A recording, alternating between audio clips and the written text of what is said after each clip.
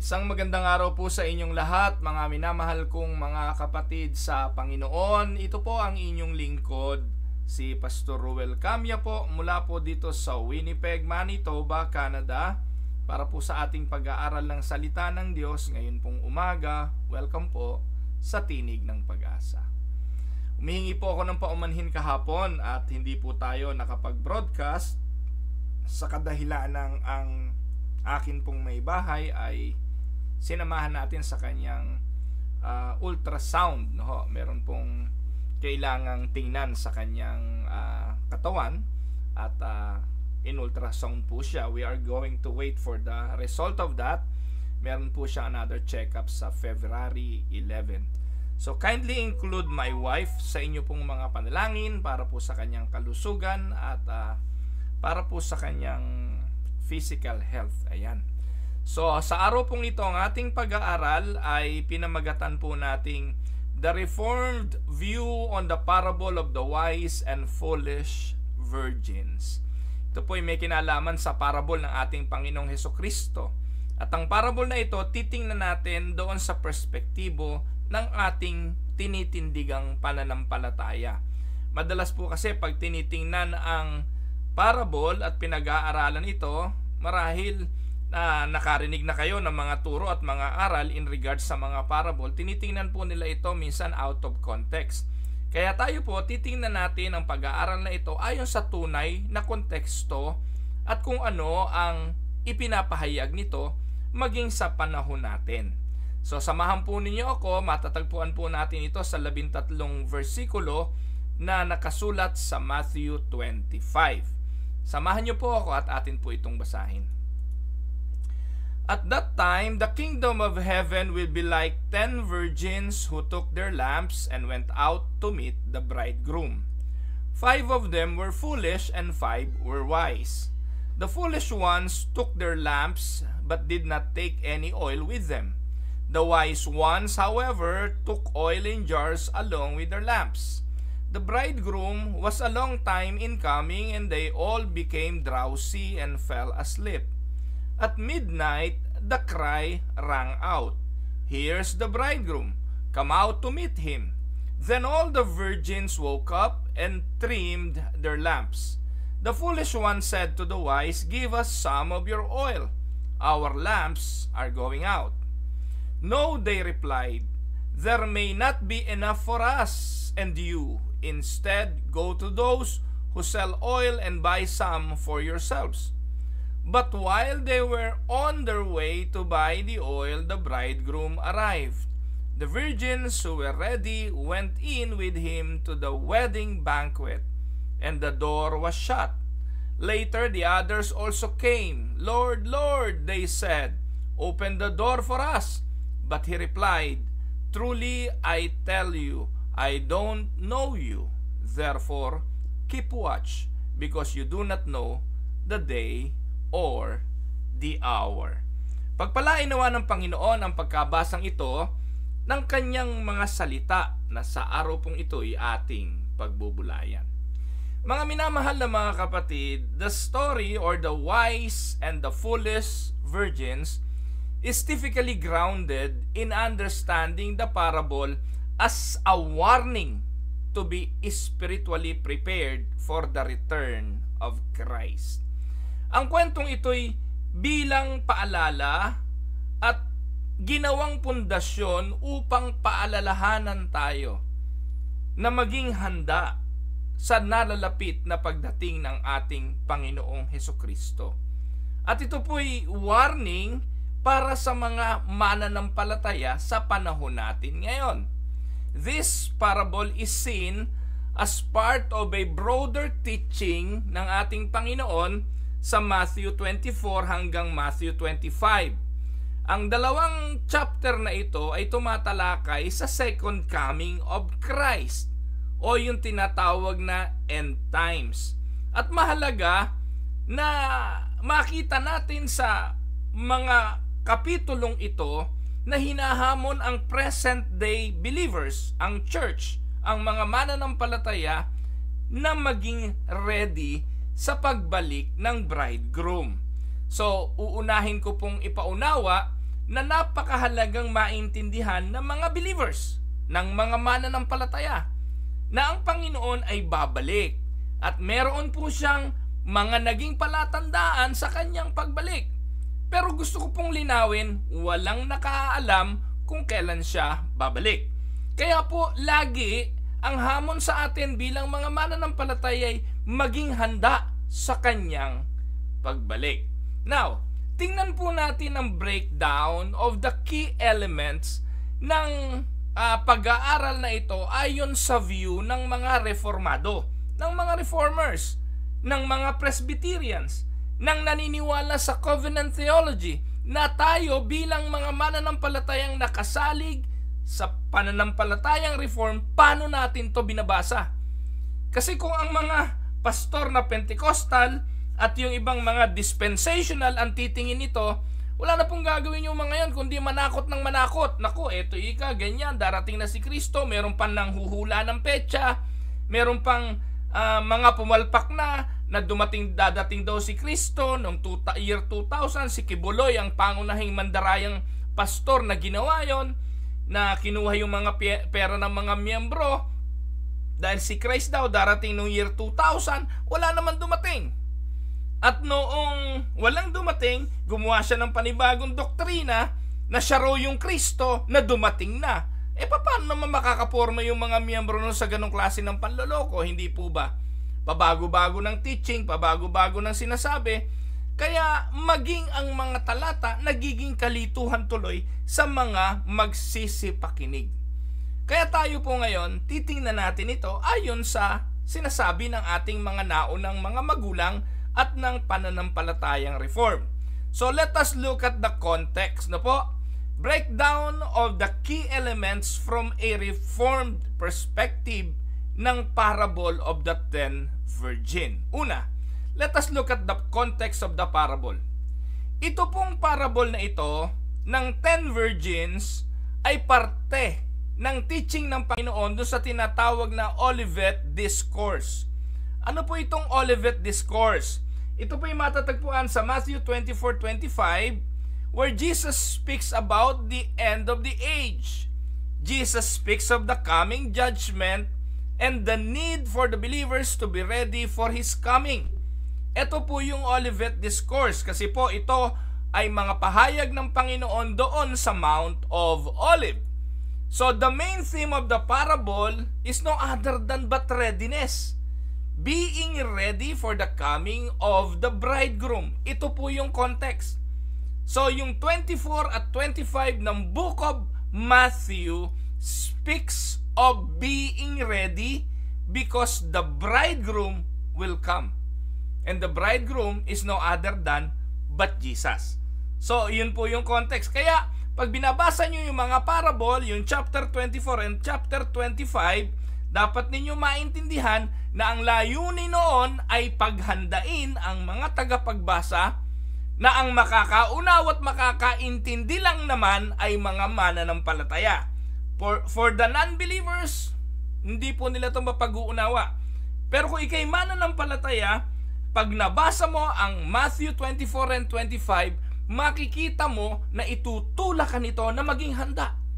Dahil darating ang ating Panginoon.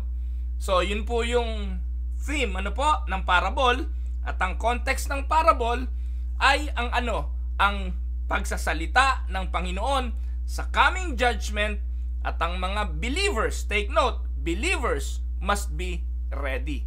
For the non-believers, they will not be ready for this.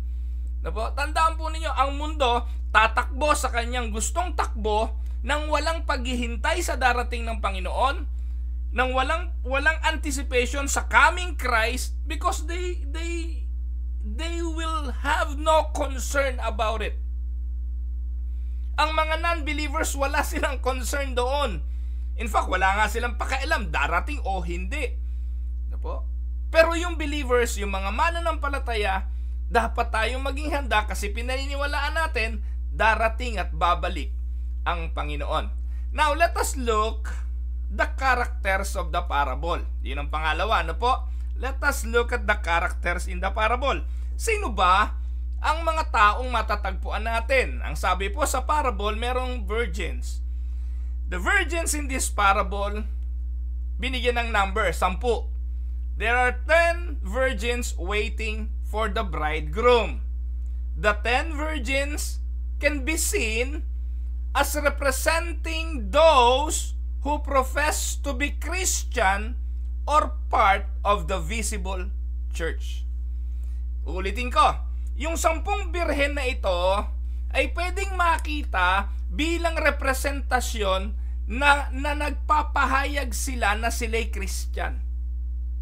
They belong to a visible church. Or maybe they are part of a congregation. Yung mga nagsasabing sila'y Kristiyano. Yun po ang representasyon ng 10 virgins. Ulitin ko, yung 10 virgins ay nakikita nating representasyon nung mga nagpapahayag na sila'y Kristiyano. Tatanungin ko kayo, lahat po ba ng nagpapahayag na sila'y Kristiyano ay totoong Kristiyano? Kailangan po nating sagutin ito at unawain ito kasi sa 10 birhen merong matatalino at hindi matatalino. I-define natin sino yung matalino at sino yung hindi matalino.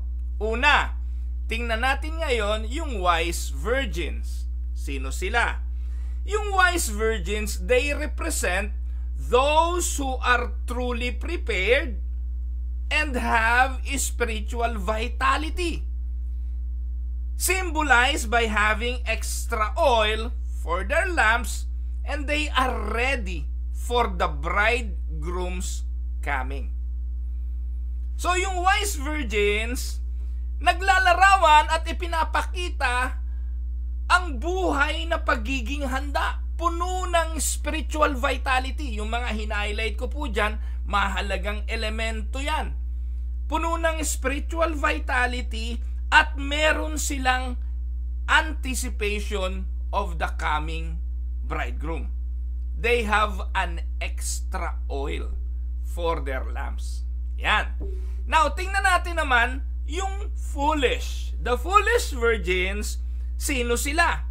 These represent those who are unprepared, relying only on the outward form of faith without necessary internal spiritual preparedness.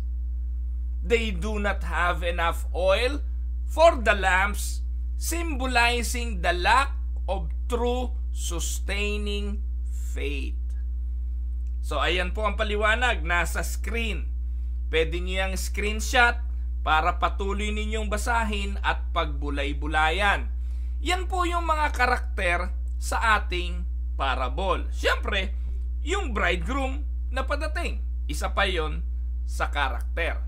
Now, ano ba sinisimbolo noong oil? Mahalagang makita natin yan. The oil, symbol of what? Ang sabi, yung oil daw, symbol of true faith. The wise and foolish virgins symbolizes two set of people in the visible church. In the visible church, merong dalawang uri ng grupo ng tao. Yung tunay na nagtataglay ng pananampalataya o yung mga nagpo-profess lang na sila'y may pananampalataya pero hindi totoo. The oil is understood, listen to this, in the Reformed view to symbolize true saving faith. Yan po yung ating pananampalataya. Para sa ibang interpretasyon kasi, yung oil, yan daw yung mabuting gawa, yan daw yung mga kung ano-ano, no? Pero tayo po sa Reformed side, ang ating interpretasyon dun sa oil, eto yung simbolo ng totoong pananampalataya. This isn't merely a form of religion or outward profession. It is a personal living faith in Jesus Christ. Yun yung oil. Kaya yung merong oil, yun po ay totoong pananampalataya. True saving faith. Sila yung nagtaglay ng totoong kaligtasan. No po? So, the extra oil, the wise virgins carry is often interpreted as the Holy Spirit. Take note, no, mga kapatid. Yun pong oil ay tinitingnan bilang representasyon ng pananampalataya. Pero yung extra oil representing the Holy Spirit. The Holy Spirit sustains true believers. They are spiritually prepared, actively living out their faith, and they are filled by the Holy Spirit. Now, the foolish virgins lack this oil. They symbolizes their unpreparedness and false professions. Yung kaninang lamps representing their faith, ano nangyari? Go out! Nawala, naubos, namatay, showing their true spiritual state. Their true spiritual state is not real.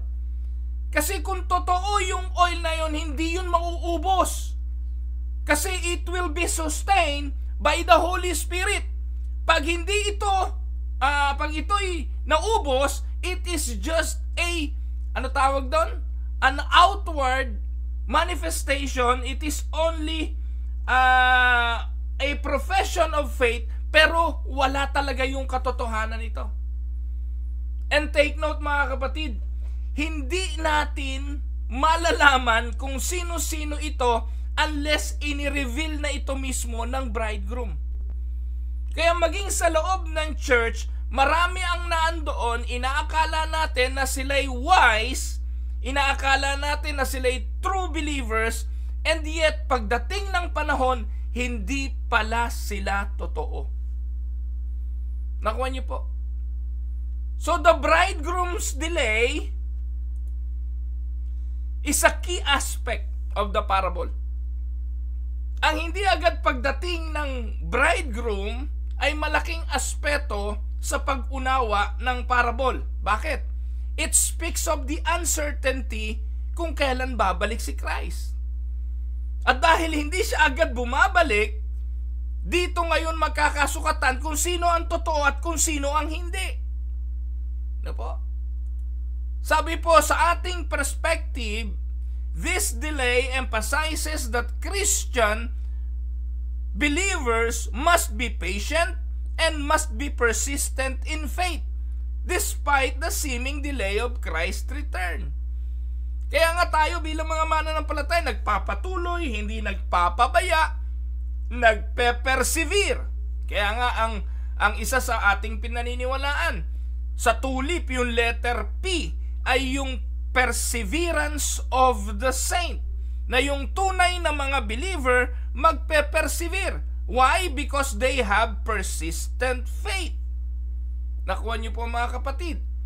So, 2 Peter chapter 3 verse 9, this is a very important verse. Sabi po dyan, the Lord is not slow in keeping His promise, as some understand slowness. Instead, God is patient with you, not wanting anyone to perish, but everyone come to repentance. So yung hindi pagbalik ng Panginoon at wala pa, dinidelay pa, ay hindi nangangahulugan na siya'y mabagal. Hindi nangangahulugan na hindi niya tutuparin ang kanyang pangako. Pero sinasabi po ni Pedro sa kanyang sulat na yung kanyang patience ay is not wanting anyone to perish. Tanong, ayan ang ginagamit po yan ng mga Arminian. Sabi ng mga Arminian, kita nyo na ika? Kita nyo na?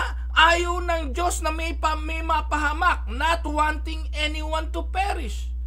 Ang tanong dyan, sino ba yung not wanting anyone? Sino ba yung anyone na hinihintay? Sino ba yung anyone na hinihintay upang huwag mapahamak? Lahat ba ng tao yan? Yung bang Anyone na yan is all people, giving opportunity to receive Christ and be saved. Minsan dito po tayo nagkakalituhan eh. Ginagamit kasi yung talatang yan sa pagbibigay diin na, hindi, si Jesus ay available to everyone eh. Kaya nga hindi pa siya bumabalik kasi hinihintay pa niya yung lahat na manampalataya o kung sino man ay maligtas. Pero wag nating kakalimutan mga kapatid, sa 1 Peter, kung kanino isinulat ang sulat na ito ni Pedro, makikita natin kung sino yung not wanting to perish. Sabi po ng 1 Peter, samahan po ninyo ako. Sabi po, the delay is also a test of faithfulness. But if you are going to look at 1 Peter 1, 1 and 2, wala pala sa PowerPoint, ano po? 1 Peter 1, 1 and 2, makikita po natin kung kanino ini-address ang sulat na ito ni Pedro. Sino ba ang kausap ni Peter? Sino ba yung hinihintay ng Panginoon na hindi niya gustong mapahamak? Not wanting anyone to perish, that is not speaking to all people. Sino yan? Iyan po'y tiyak, specific yan. Ang sabi po sa 1 Peter 1, 1 and 2, sabi ni Pedro, Peter, an apostle of Jesus Christ, to God's elect. Kanino po yung sinulat? Yung 1 Peter? Kasama yung 2 Peter? Ang sulat po na yan ni Pedro ay address, nagpakilala siya bilang apostol ni Kristo, sinulat niya yan to God's elect. Exiles scattered throughout the provinces of Pontus, Galatia, Cappadocia, Asia, and Bithynia. Tapos verse 2 ng 1 Peter 1:2, who have been chosen. Sila po yung elect, sila yung pinili to the knowledge of God the Father through the sanctifying work of the Spirit, to be obedient to Jesus Christ and sprinkled with His blood. Grace and peace be yours in abundance.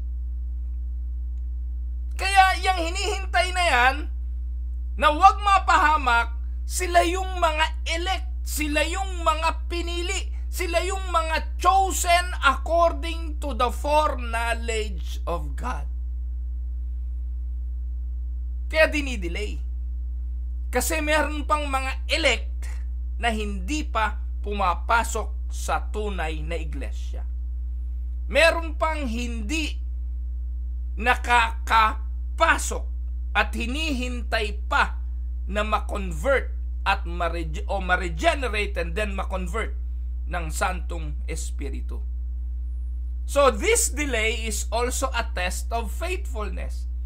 It is not the initial act of faith that's important, but the perseverance in faith over time. Kasi yung perseverance ang proof ng tunay na faith. No, alam niyo po, ang pananampalataya, kahit nga si Satanas may pananampalataya, nanginginig pa eh. Pero yung tunay na faith, ito po'y magpe-persevere kasi sinasamahan ito ng Holy Spirit.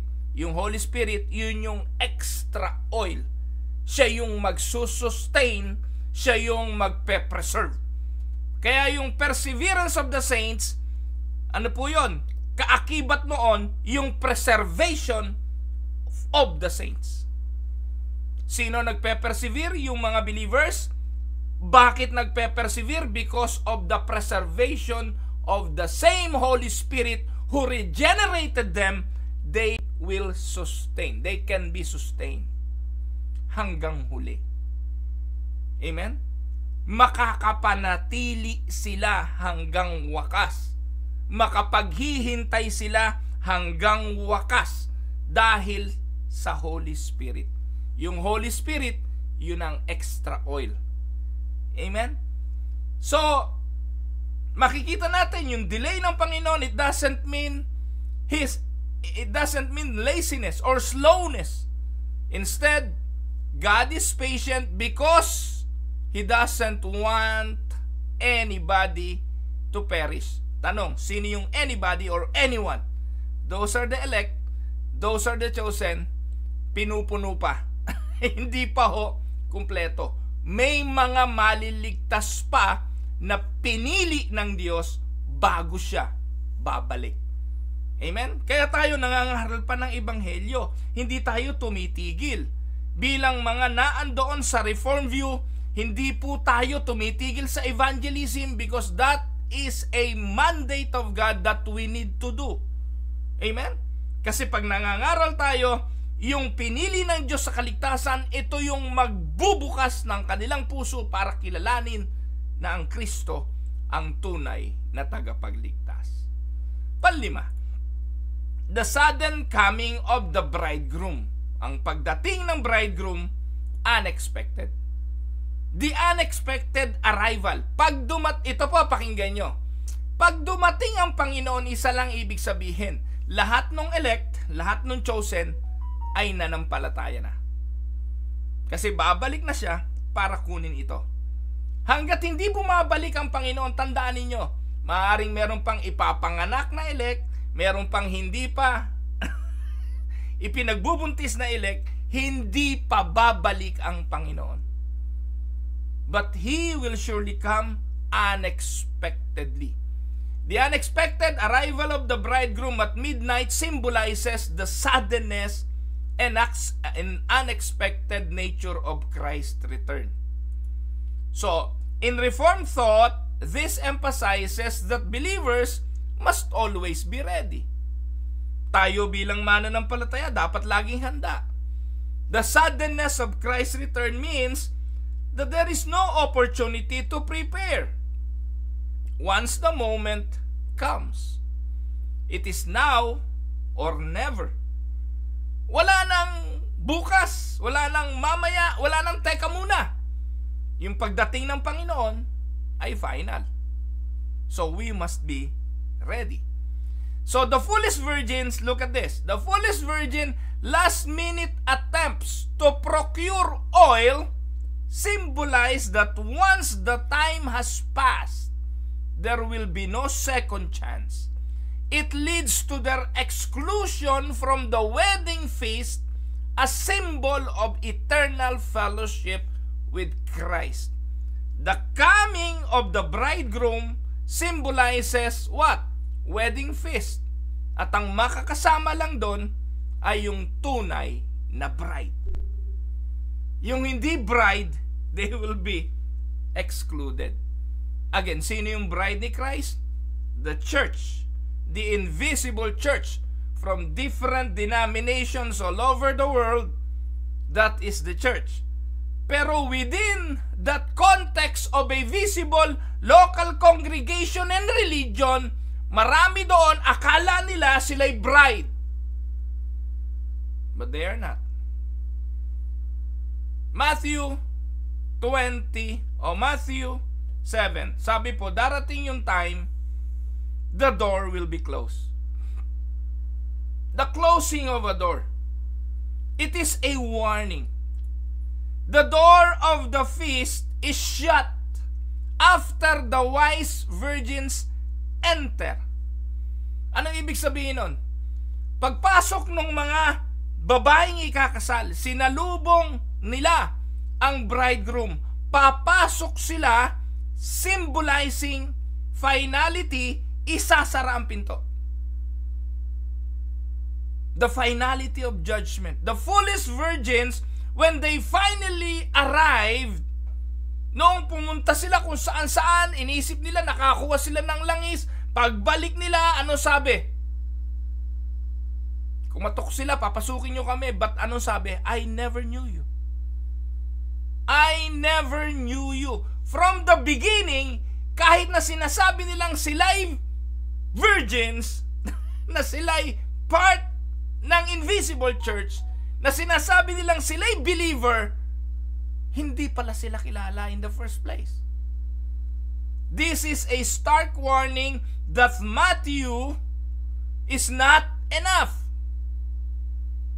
One must be truly known by him.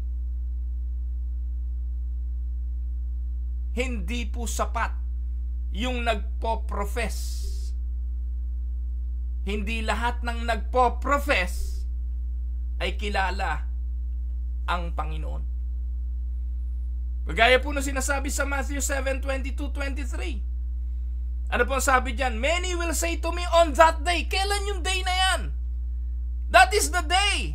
Katulad ng binabanggit doon sa parable ng 10 virgins. That is the day. Many will say to me on that day, Lord, Lord, did we not prophesy in your name? Lord, in your name we drive out demons. Yun yung inaakala nilang oil nila na magsusustain sa kanila, na magbibigay sa kanila ng access para pumasok. Nagpalayas kami ng demonyo, nagprophesy kami sa pangalan mo, gumawa kami ng himala sa pangalan mo, papasukin mo kami. And then I will tell them plainly, verse 23, I never knew you. Away from me, you evil doers. The same words na sinabi ng Panginoon sa 5 foolish virgins, same word na sinabi ng Panginoon sa mga eskriba at mga pariseo. At the same word na sinasabi ng Panginoon sa mga professing Christian lang. Yung nagpo-profess, nagsasabing, Lord, tinanggap naman kita eh.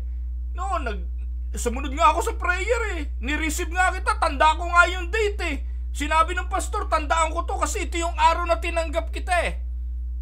Pero ang tanong, do you have the Holy Spirit to sustain your professions? Kayo lang po makakasagot niyan, mga kapatid. Walang iba. Tandaan natin, the door will be shut. The shut door signifies final judgment and the permanent separation between the saved and the unsaved. Hindi palibasa nagpapakita ng palatandaan ng tunay na mananampalataya ay mananampalataya talaga. Ang huling paghuhukom sa pagdating ng kasintahang lalaki, marami ang tatangis sa pag-aakalang sila ay ligtas. Dahil nabola sila ng pastor na pinataas yung kanilang kamay, pinasunod lang sa panalangin, sinabihang ligtas ka na. Kahit anong gawin mo, ligtas ka na. Na hindi naman nagsisi ng kasalanan, hindi naman namuhay ng may kabanalan. Wala lang, they just go to the mambo-jumbo of religion. Maaaring nabautismohan, maaaring every Sunday nasa church, maaaring nagbibigay, katulad sa Matthew 7:22, gumagawa ng himala, nagpaprophesy, pero hindi totoo. Hindi totoo. Kaya kung meron pong nakakatakot na salita sa Biblia, ay yung Matthew 7:23. Nasabihin ng Panginoon pagdating ng araw, I never knew you. Away from me. Amen? So, from a Reformed perspective, this aligns with the doctrine of perseverance of the saints. True believers who are elect and chosen by God will be ready for Christ's return. Hindi katatakutan ang pagbalik ng Panginoon, hindi kakatakutan maging ang kamatayan, dahil ang kamatayan ay pagiging nasa Panginoon. The unprepared are those who are ultimately shown not to have the true saving faith. Yun lang naman po ang konteksto ng parables of the 10 virgins. Ano ang mensahe nito? The Reformed message is clear. Perseverance and assurance are equal. The Reformed perspective highlights the necessity of perseverance in faith. It is not enough to simply begin with faith, because even the devil have faith. Sinasabi ko na po yun sa inyo. But the true saving faith must continue in growing in holiness and relying on the grace of God and the power of the Holy Spirit. Amen? So the parable also serves as a reminder that salvation is by grace alone, through faith alone.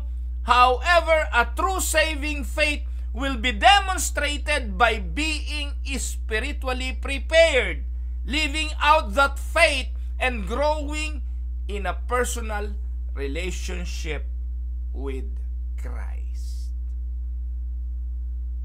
Amen? Yan po yung mensahe. Perseverance and assurance. And ultimately, the parable reinforces the importance of living in expectation of Christ's return, being prepared at all times and not assuming. Huwag tayong assumptious na palibasa tayo'y kabilang sa isang church, kabilang sa G12, guarantees entrance into the kingdom of God. Nakakatakot kayo dahil kabilang ka sa 12 na disipulo ka ni Uriel Balano, gumagawa ka ng disipulo, sigurado kang ligtas. Katakutan ninyo ang outward manifestations at outward profession ng walang malalim na relasyon kay Kristo. You may be doing a ministry right now. You may be successful in your ministry right now. Pero wag mong kalimutan ang nakakatakot na sinabi sa Matthew 7:22, nagpalayas kami ng demonyo. O kahit pa 1,000 demonyo na palayas mo. Gumawa kami ng himala. Pero ang sabi ng Panginoon, di kita kilala eh. Naghintay din kami, Lord. Naghintay din kami. Kinulang lang kami eh. Ano yung kulang? You don't have the right faith in you. Wala talaga yung saving faith. Do not assume that outward religious association guarantees entrance into the kingdom of heaven. Ang tunay na saving faith, nagsisi sa kasalanan, tumalikod sa kasalanan, namumuhay sa kabanalan, at sumusunod sa kalooban ng Ama. Pag hindi ganon, nabola lang kayo ng pastor na sinabing, kahit ano gawin mo, basta manampalataya ka lang kay Kristo, ligtas ka na. Iyan kasi ang alok ng maraming pastor ngayon. Hindi ganon. Ang tunay na Kristiyano namumuhay sa kabanalan. Amen? Pangwalo, how can we apply this? For the church, para sa tunay na iglesia. For the church, the parable serves as a warning to us that not everyone who calls themselves a Christian is genuinely prepared for Christ's return. Outward religious activity or church membership alone is not sufficient. Amen? Now, for the believers, it encourages individual believers to ensure, siguraduhin, that their faith is genuine. And that genuine faith will be sustained by the Holy Spirit.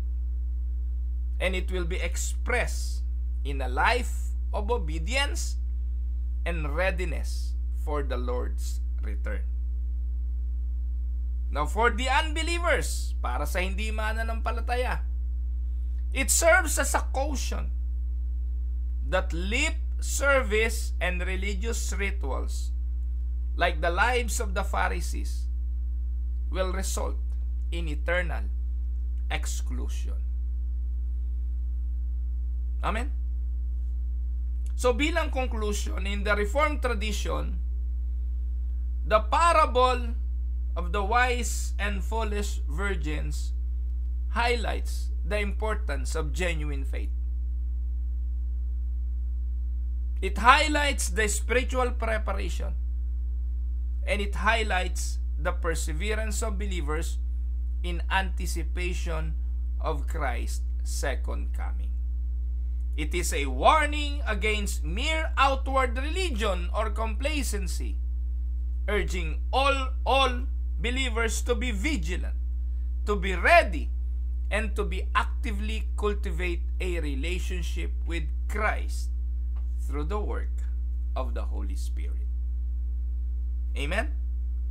Ito po ang mensahe ng parable of the 10 virgin. 5 are wise, and 5 are foolish. I hope na kinabang po kayo. Bukas ang ating pag-aaralan, ano ba yung Olivet Discourse? Binanggit ko po kanina yung Olivet Discourse sa Matthew 24 and 25. Allow me to explain that to you tomorrow para lubusan nating maintindihan. Total, inaaral din naman natin yung pagbalik ng ating Panginoon. Pagpalain po kayo. Ito po ang inyong lingkod, si Pastor Ruel, para po sa Tinig ng Pag-asa. God bless mga kapatid.